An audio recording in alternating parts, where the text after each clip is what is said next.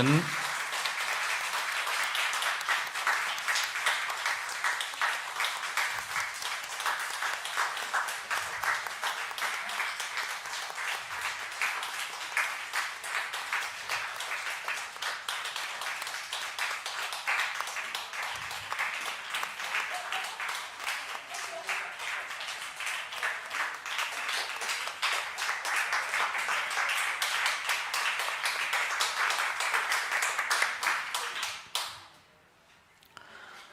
서로 늦게 앉으려고 양보하시는 것 같습니다.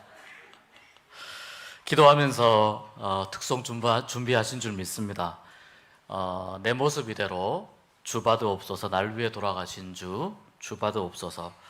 날 위해 돌아가신 주님 때문에 우리가 이 자리에 모여서 함께 기도하는 것이죠. 내 모습 이대로 주님 받아주시옵소서. 이 귀한 찬양의 고백이 우리 육구역과 함께하고 우리 모두와 함께 하시기를 주의 이름으로 축복합니다. 옆에 분 보고 인사하실까요? 성령 충만한 밤 되시길 바랍니다. 오늘 말씀의 제목을 말씀 듣는 모든 사람에게 내려오시니라고 말씀의 제목을 정했습니다. 사도행전 10장 44절 말씀을 제가 한번 읽어보겠습니다. 베드로가 이 말을 할 때에 성령이 말씀 듣는 모든 사람에게 내려오시니. 성령이 언제 내려왔다고요? 말씀을 들을 때에 성령이 내려오신다. 사도행전 11장 15절은 우리 같이 한번 읽어보겠습니다. 사도행전 11장 15절. 내가 말을 시작할 때에 성령이 그들에게 임하시기를 처음 우리에게 하신 것과 같이 하는지라. 여기도 보면 내가 말을 시작할 때, 베드로가 말을 시작할 때 성령이 그들에게 임하시기를 언제처럼? 처음 우리에게 하신 것과 같이. 처음 그때처럼 우리에게 하신 것과 같이 하는지라.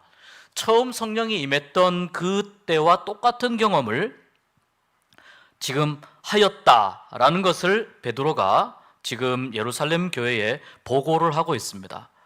성령님은 언제 어떤 상황 가운데에서 임하시는가 정확하게 공식적으로 딱 말씀드리긴 어렵습니다. 왜냐하면 성령님은 인격체이시기 때문에 그렇습니다. 인격적인 분이시고 하나님이시고 우리가 마음대로 조종할 수 있는 분이 아니기 때문입니다. 그렇지만 하나님께서는 성령을 받고자 하는 사람들이, 성령 충만하기를 원하는 사람들이 어떤 모습이어야 하는가, 성령 충만하기를 원하는 사람들에게서 어떤 모습을 보고 싶어 하시는가, 그 부분에 대해서는 성경이 우리에게 가르쳐주는 중요한 메시지가 있습니다. 중요한 말씀이 있습니다. 오늘 그 말씀을 함께 같이 나누어 보고 생각해 보도록 하겠습니다. 오늘 이 사도행전 10장 이 말씀 가운데에는 먼저 고넬료라고 하는 사람이 나옵니다. 고넬료는 유대인이 아닙니다. 그 고넬료가 지내고 있던 곳은, 장소는 가이사랴라고 하는 곳인데요. 이 가이사랴는 지중해 연안에 위치한 그 해안 도시입니다. 그리고 고넬료는 가이사랴에 있었고요. 베드로는 당시에 욥바라고 하는 또 해안 도시에 있었습니다. 이 가이사랴와 욥바는 전부 다 지중해 연안에 있는데 두 도시 사이의 거리가 50km 정도 떨어져 있습니다.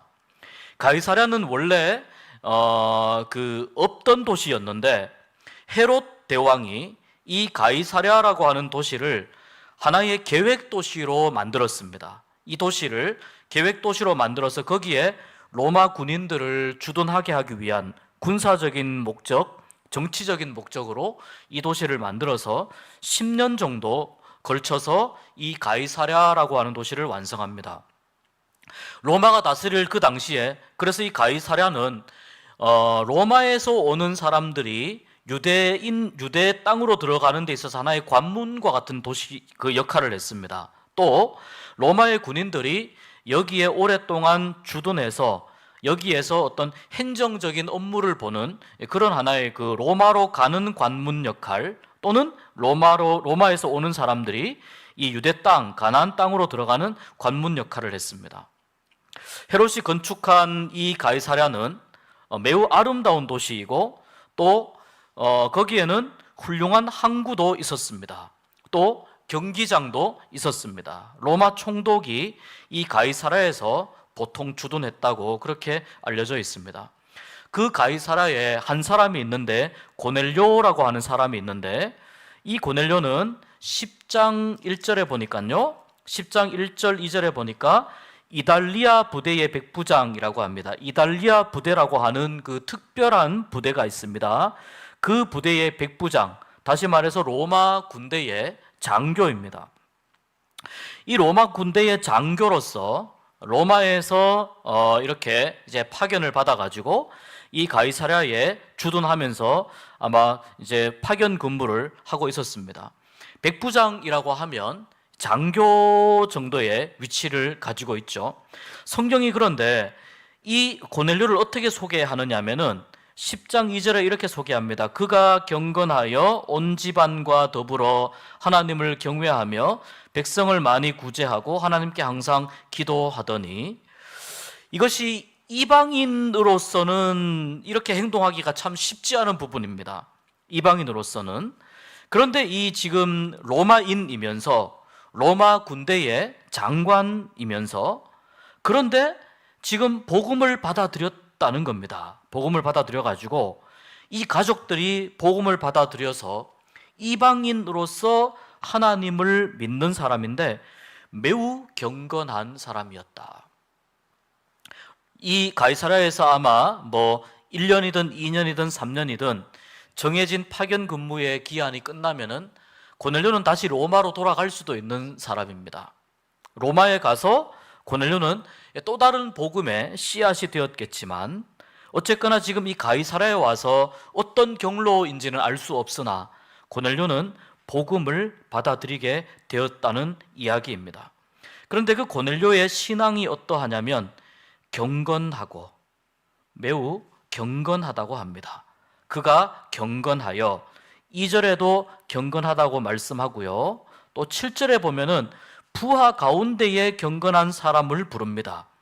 고넬료가 경건하니까 그 부하 가운데에도 경건한 사람이 있는 것이죠. 고넬료 혼자 믿는 것이 아니고 가족들과 고넬료가 거느리고 있는 그 부하들에게도 지금 상당히 하나님을 믿는 이 믿음의 영향력을 전하고 있는 것을, 행사하고 있는 것을 볼 수 있습니다.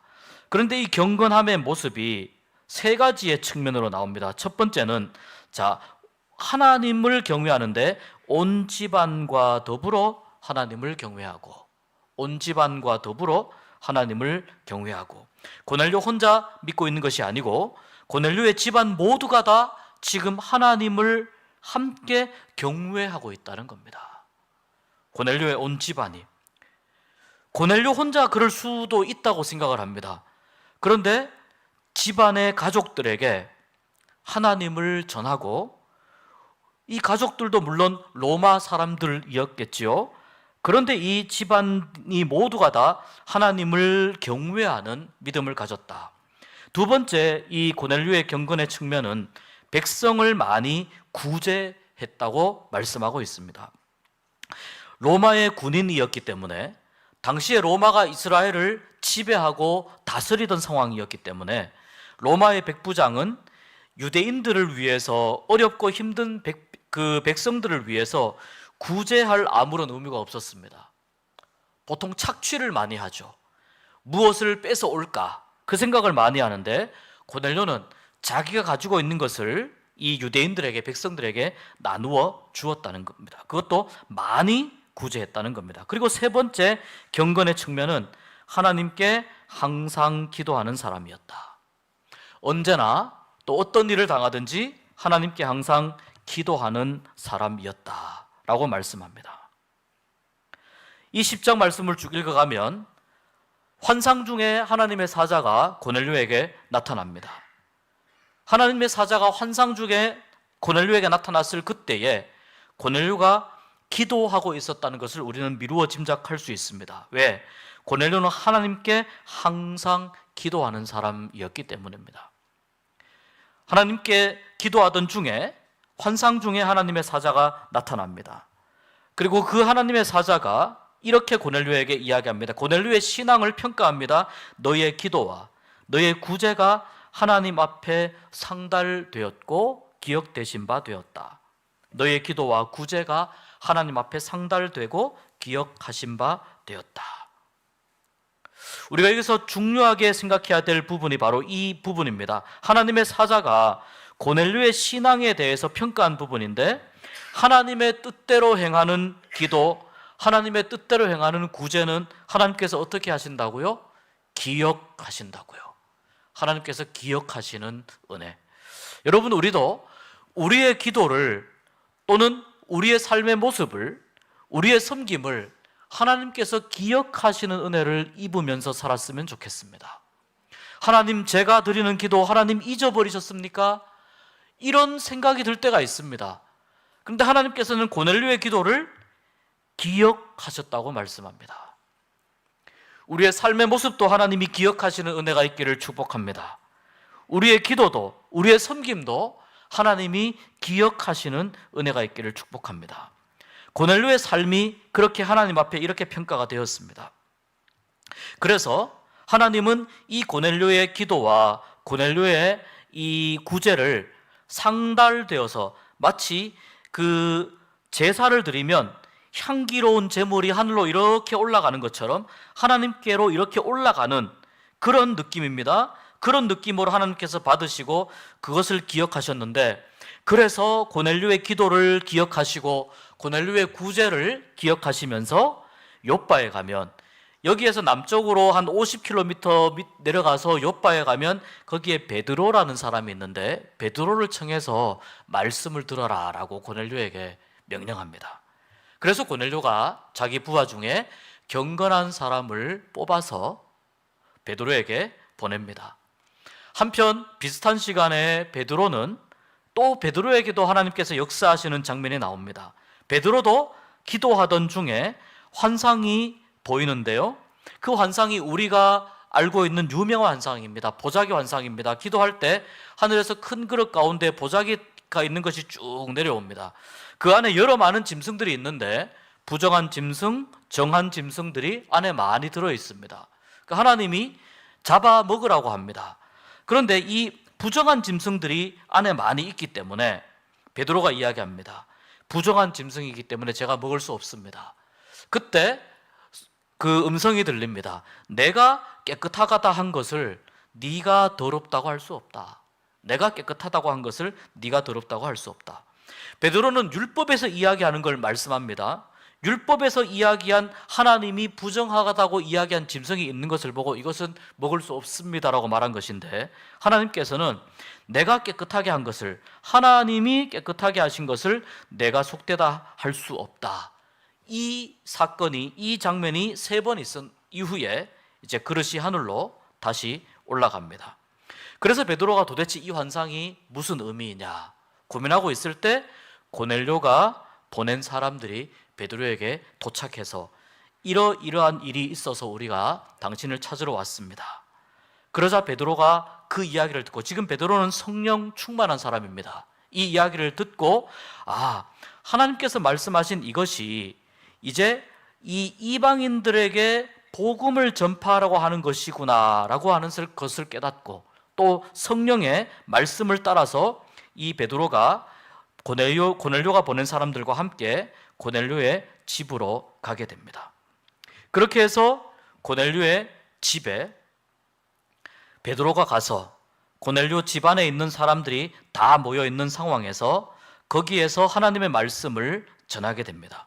그런데 오늘 굉장히 의미 있는 말씀이 있습니다. 우리가 읽은 33절 말씀을 보면은 고넬료가 지금 베드로에게 하는 말씀입니다. 내가 곧 당신에게 사람을 보내었는데 오셨으니 잘하였나이다.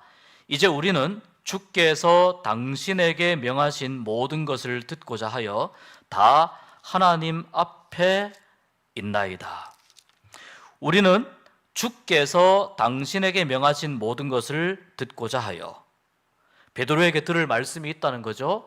그것을 듣고자 하여 누구 앞에 있다고요? 다 하나님 앞에 있나이다.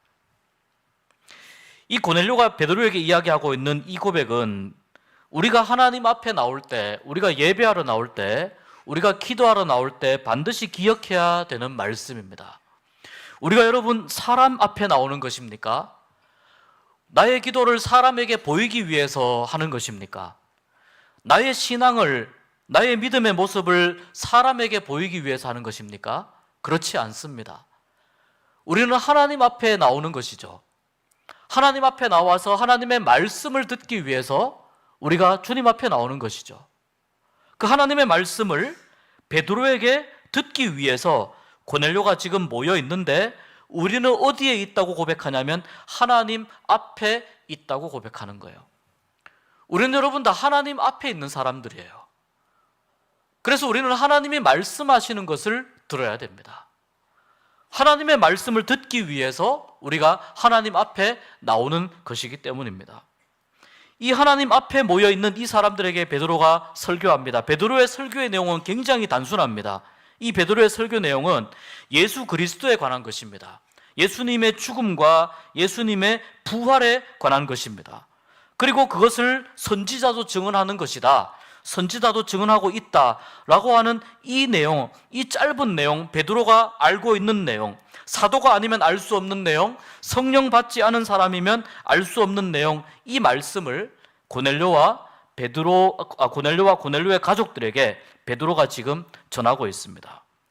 그런데 이 말씀을 전하고 있는데요, 우리가 오늘 주목해서 봐야 될 말씀이 10장 44절 말씀인데, 베드로가 이 말을 할 때에, 방금 제가 설명드린 이 말을 할 때에 성령이 말씀 듣는 모든 사람에게 내려오시니, 그것을 베드로도 보고 베드로와 함께한 사람들도 보고, 그리고 이방인들이 성령을 받는구나 라고 하면서 베드로와 함께한 사람들이 놀라게 됩니다. 심지어 이들이 성령을 받는데요, 베드로의 일행들이 처음 성령을 받았을 때 경험했던 것과 똑같은 경험을 하고 있습니다. 그들도 방언으로 말을 하고 있는 모습을 보게 됩니다. 성령 충만한 이 고넬료의 가족들을 보면서, 고넬료와 함께한 사람들을 보면서 예수 그리스도의 이름으로 세례를 주는 것이 마땅하므로 예수 그리스도의 이름으로 세례를 주고 이 고넬료의 가족들과 함께 더 머물면서 계속해서 예수님에 관한 말씀들을 베드로가 계속 전하게 됩니다. 이때 이전까지만 해도 이 이방인들에게 복음을 전하는 것이 굉장히 어려웠고, 베드로도 마찬가지이지만 이 그리스도인, 유대인들로서의 그리스도인들이, 유대교적인 배경을 가진 그리스도인들이 이방인들에게는 복음을 전한다는 생각을 미처 하지 못했을 때입니다. 그런 상황 속에서 지금 베드로가 보자기 환상을 보고 고넬료가 보았던 환상을 듣고, 이 복음이 우리 이스라엘 사람들, 유대인들에게만 이 복음이 적용되는 것이 아니고 이방인들, 모든 사람들에게 복음이 전해지는 것이구나. 그러면서 베드로가 깨닫습니다. 오직 성령이 너희에게 임하시면 너희가 권능을 받고 예루살렘과 온 유대와 사마리아와 그리고 땅끝까지 이르러 너희들이 나의 증인이 될 것이다. 이 말씀이 무슨 의미인가 하는 것을 베드로가 직접 이방인들이 성령 받는 장면을 보면서 비로소 깨닫게 됩니다. 여러분, 우리가 하나님을 알아가는 여러 가지 방법이 있습니다. 하나님을 알아가는 여러 가지 방법이 있는데 크게 두 가지로 나눌 수 있어요. 하나는 내가 직접 경험하는 것이고요, 하나는 내가 간접적으로, 지식적으로 내가 공부하고 아는 것입니다. 물론 간접적인 이 지식적인 경험도 사실은 넓게 보면은 경험에 들어갈 수 있지만, 이 앞에서 말씀드린 경험은 조금 더 실질적인 만남의 경험입니다.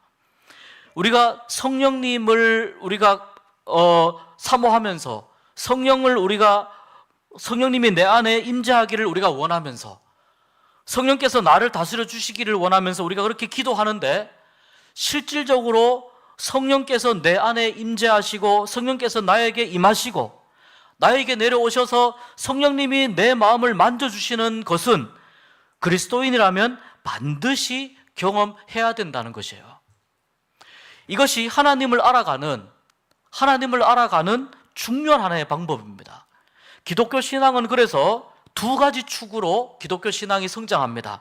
하나님과의 만남, 성령님을 통해서 하나님과의 만남, 성령님을 통해서 하나님을 경험하는 이 경험적인 측면과 계속해서 말씀을 공부하고 또는 여러 사람들과의 다양한 이야기를 듣고 하면서 간접적으로 내가 듣고 배우면서 공부하면서 말씀을 중심으로 나아가는 이 그 지식적인 측면, 이 두 가지의 축을 계속해서 경험을 하면서 신앙이 성장하고 싹트게 됩니다.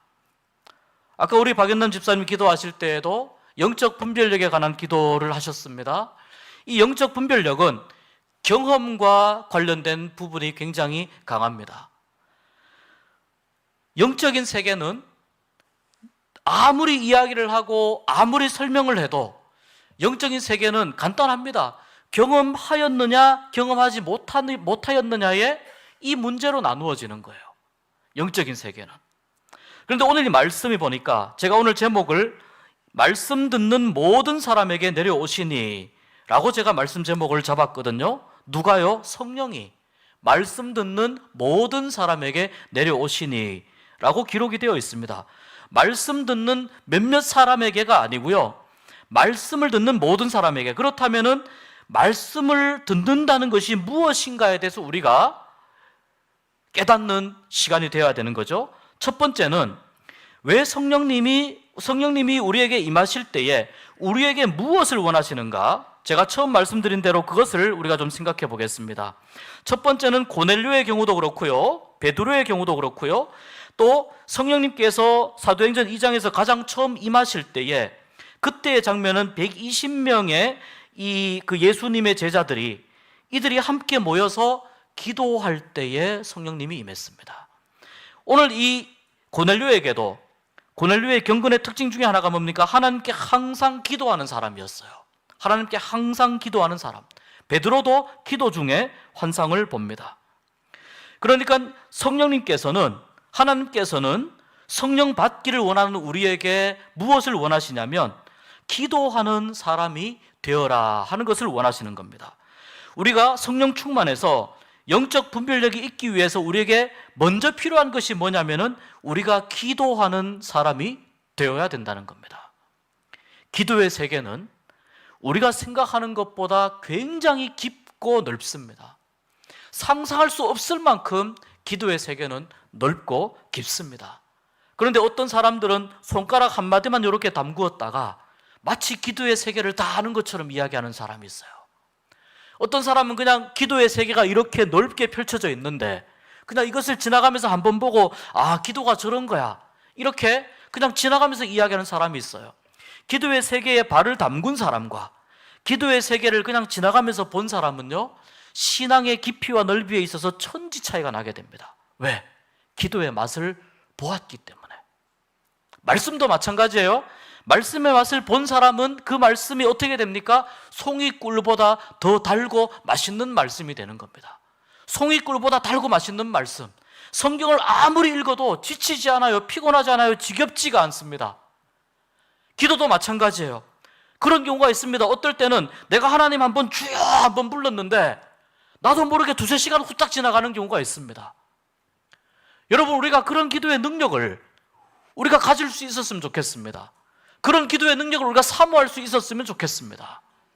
그런 경험을 가지고 계신 분들은 그런 경험이 회복되길 위해서 기도하시길 바라고, 혹시 그런 경험이 없으신 분들은 나도 기도의 능력을 경험하게 해달라고 하나님 앞에 간절히 기도하면서 내가 하나님의 신비롭고 놀라운 그 영적인 세계를 경험할 수 있게 해달라고 기도할 수 있는 우리가 될 수 있기를 바랍니다. 두 번째는요, 하나님은 성령 충만하기를 원하는 사람에게 무엇을 원하시냐면 사모하는 마음을 원하세요. 사모하는 마음. 10장 33절에 고넬료가 이렇게 이야기합니다. 이제 우리는 주께서 당신에게 명하신, 보세요, 모든 것을 듣고자 하여, 당신에게 명하신 모든 것을 듣고자 하여 다 하나님 앞에 있나이다. 이 고넬료가 이야기하는 이 간절한 마음이 읽혀지십니까? 느껴지십니까? 주께서 당신에게 명하신 중요한 몇 가지만 이야기해 주십시오라고 말하지 않고요, 모든 것을 듣고 싶어 합니다. 얼마나 지금 고넬료가 간절하게 사모하는 마음으로 베드로를 기다렸는지, 베드로를 기다리고 있는지, 그리고 베드로 일행이 오기 전에 이미 고넬료뿐만 아니라 모든 집안의 식구들이 이미 다 모여 있어요. 이미 딱 정리해가지고 자리에 앉아가지고 들을 준비하고 있어요. 베드로가 딱 들어가니까 입이 떡 벌어질 만큼 그렇게 이미 사모하는 마음으로 눈이 초롱초롱 해가지고 말씀을 들으려고 기다리고 있습니다. 사모하는 마음이 있어야 됩니다. 성령님께서 우리에게 임하시는 때와 방법은 다를 수 있지만 하나님께서는 성령의 임재를 원하시는 우리에게 사모하는 마음이 있는지 없는지를, 그것을 하나님은 보고 계신다는 겁니다. 여러분, 사모하는 마음으로 성령님 내 안에 임재하여 주십시오, 나와 만나 주십시오, 나를 인격적으로 다스려 주십시오, 이렇게 기도하는 이 밤이 되었으면 좋겠습니다. 그리고 성령님은 또 우리에게 무엇을 원하시냐면 말씀을 듣는 사람이 되기를 원합니다. 하나님의 말씀을 들을 때 성령께서 임하십니다. 말씀을 어떻게 듣는다고요? 기도하면서 사모하는 마음으로 말씀을 들어야 된다고요. 기도하면서 사모하는 마음으로. 베드로가 설교할 때에, 베드로가 11장 15절에서는 내가 말을 시작할 때에 라고 이야기합니다. 이미 말을 시작할 때 성령께서 이미 막 임하고 계십니다. 그것이 베드로의 눈에 보입니다. 성령께서 임하시는 게 보인다는 거예요. 그것이 베드로가 처음 성령 충만을 경험했던 그때와 똑같다는 겁니다. 어떤 사람에게요? 말씀을 사모하고 그 말씀을 듣는 사람에게 성령께서 내려오시는 것을 경험하였다는 겁니다. 하나님의 말씀을 사모하고 간절히 기도하고 듣는 사람들에게 성령께서 임하신다. 성령님은, 하나님은 우리가 말씀을 사모하는 사람이 되기를 원하신다는 것을 오늘 말씀을 통해서 알 수 있습니다. 성령의 임재는 말씀드린 대로 경험해야만, 성령께서 나를 다스려 주신다는 것이 어떤 것인지 그것을 경험해야만 알 수 있습니다. 왜냐하면 완전히 다른 세계이기 때문에 그렇습니다. 성령님을 경험하면서 성령님의 그 충만함을 누리면서 살아가는 것과 그렇지 않고 살아가는 것, 그리고 그냥 성령님의 임재를 누리며 살아가는 것처럼 흉내내는 것과 실제로 성령님의 임재를 누리면서 살아가는 것은 완전히 다른 문제입니다. 그런데 성령님의 임재를 누리면서 살아가는 것은 완전히 다른 측면이에요. 하나님을 알아가는 데서 굉장히 중요한 과정이고 굉장히 중요한 요소입니다. 성령님을 경험하고 성령님을 만나는 시간이 우리에게 있어야 됩니다. 여러분, 오늘 우리가 기도할 때에 성령님의 임재를 간절히 사모하는 밤이 되었으면 좋겠습니다. 우리가 하나님께서 기도하기를 원하신다고 말씀하셨으니까 간절히 기도했으면 좋겠습니다. 성령님께서 나에게 내 심령 가운데 충만하게 임하시기에는 언제가 될지 그건 우리가 결정하는 문제는 아닙니다. 그렇지만 하나님께서 이러한 사람들에게, 보세요, 고넬료가 이방인임에도 불구하고 기도하던 중에 환상을 보죠. 그리고 그 사모하는 마음으로 베드로의 말씀을 들을 때 성령께서 내려오시는 것이 그 장면 가운데에 경험되고 보인다는 거죠. 고넬료가 그랬다면 우리에게도 똑같은 은혜가 임할 줄로 믿습니다. 똑같은 은혜가 우리에게도 주어질 줄로 믿습니다. 열린 마음으로, 사모하는 마음으로 말씀을 사모하면서 말씀을 들으면서 오늘 이 밤에 성령님께서 우리에게 임하기를 간절히 기도하는, 성령님 내게 오시옵소서, 나에게 오셔서 나를 가르쳐 주시옵소서, 우리가 함께 찬송하면서 주님 앞에 기도하는 이 밤 될 수 있기를 주의 이름으로 축복합니다. 오소서 진리의 성령님, 이 땅 흔들며 임하소서. 거짓과 탐욕 죄악에 무너진 우리 가슴 정케 하소서. 오소서 은혜의 성령님, 오소서 은혜의 성령님, 하늘 가르고 임하소서. 거룩한 불꽃 하늘로서 임하사 타오르게 하소서. 주 영광 위에 부흥의 불길 타오르게 하소서.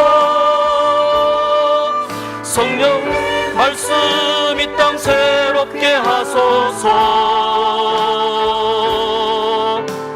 은혜의 강물 흐르게 하소서. 성령의 바람 이 땅 가득 불어와 흰 옷 입은 주의 순결한 백성 주의 영광 위에 이제 일어나 열방을 치유하며 행진하는 영광의 그날을 주소서. 부흥의 불길 타오르게 하소서. 부흥의 불길 타오르게 하소서. 진리의 말씀 이 땅 새롭게 하소서. 은혜의 강물 흐르게 하소서. 성령의 바람 이 땅 가득 불어와 흰 옷 입은 주의 순결한 백성 주의 영광 위에 이제 일어나 열방을 치유하며 행진하는 영광의 그날을 주소서. 여러분, 우리가 이 시간 함께 기도하길 원하는데요, 하나님 아버지, 나에게 사모하는 마음을 주시옵소서. 성령님을 사모하게 하여